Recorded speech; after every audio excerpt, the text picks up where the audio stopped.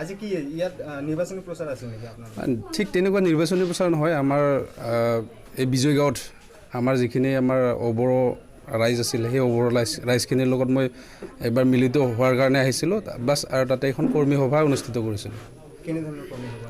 কৰ্মী সভা মানে আমাৰ যিখিনি GSPৰ সাংগঠনিক দিশ, এই সাংগঠনিক দিশটো কেনেধৰণে আগুৱাই নিব পৰা যায় আগন্তুক দিনত, এইখিনি লৈ কিনে আমাৰ কৰ্মীখিনিৰ মাজত জাষ্ট আলোচনা এটা কৰা হৈছিলে। আপোনাৰ এই সমষ্টি GSP দলটো কিমান ষ্ট্ৰং বুলি ভাবে আপুনি? বৰ্তমান সময়ত যি কৰোণাৰ ভয়াৱহতা, এই কৰোণাৰ ভয়াৱহতাত আমি আমাৰ নিৰ্বাচনী প্ৰচাৰ ঠিক তেনেধৰণে কৰা হোৱা নাই। তথাপি আমাৰ ৰাইজ মানে সকলোৱে ঠিকে ঠাকে আছে। মই ভাবোঁ এই ক্ষেত্ৰত আমি অলপ মানে কৰ্মীখিনিৰ লগত অলৰেডি যোগাযোগ হৈ আছে। তেনেকুৱা যদিও বা আমি নিৰ্বাচনী মানে সভা অনুষ্ঠিত কৰা নাই, তথাপি আমাৰ কৰ্মীখিনিৰ লগত সঘনাই যোগাযোগ হৈ থাকে। আৰু এইফালে দেখিবলৈ গৈছে বানপানীয়েও ট্ৰেফিকৰ সৃষ্টি কৰিছে। যিসকল ৰাইজে মানে বানপানীৰ ফলত ক্ষতিগ্ৰস্ত হৈছে, আপোনাৰ সংগঠনৰ ফালৰ পৰা কিবা সহায় কৰিছে নেকি? মই এই বিজয় গাঁৱত মানে প্ৰথম সোমোৱাৰ লগে লগে দেখিলোঁ যে বানপানীয়ে তেখেতসকলৰ বহুত সমস্যা কৰি আছে।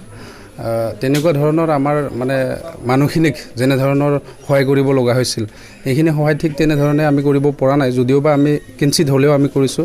তথাপি এই আমাৰ বিজয় গাঁও বাসীক চৰকাৰে এই ক্ষেত্ৰত কিছু সহায় কৰাৰ কাৰণে মই আহ্বান জনাইছোঁ। মই ৰাজ্যপালক মহোদয়ক এটাই অনুৰোধ জনাব বিচাৰিছোঁ যে আমাৰ যিখিনি বানপানীত মানুহখিনি মানে সমস্যাত ভুগি আছে, এই মানুহখিনিক কিছু সহায় এটা কৰাৰ কাৰণে মই তেখেতক